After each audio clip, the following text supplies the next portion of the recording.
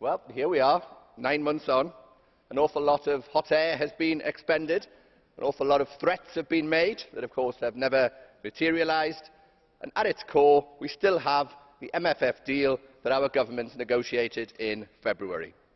Now, my group has always said that the next 7-year budget should achieve two key principles. Firstly, of course, to reduce it, and secondly, to reprioritise it away from headings that do not add economic value in a 21st century global economy.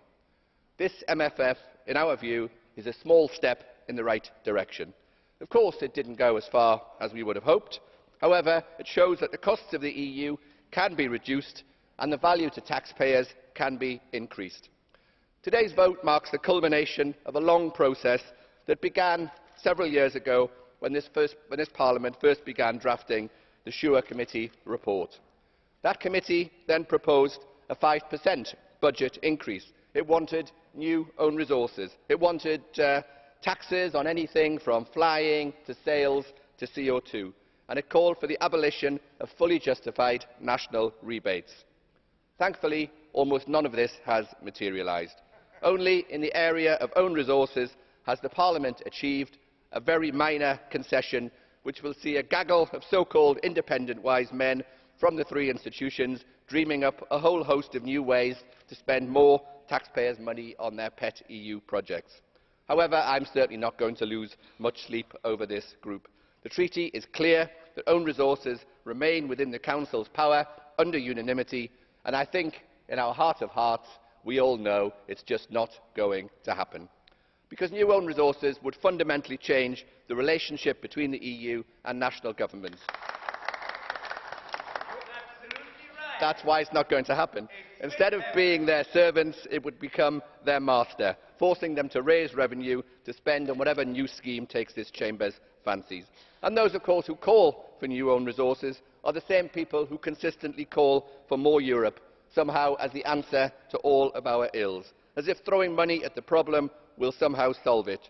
Just as we need a better Europe, we need better and more effective spending. And that's why we generally welcome the outcome of the negotiations on the various spending regulations.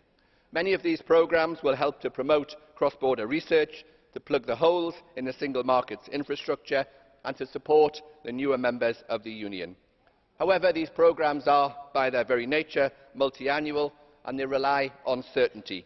The posturing that we've seen from many in this Parliament since February, and particularly since the summer, will make it difficult for many of those schemes to be properly up and running by January the 1st.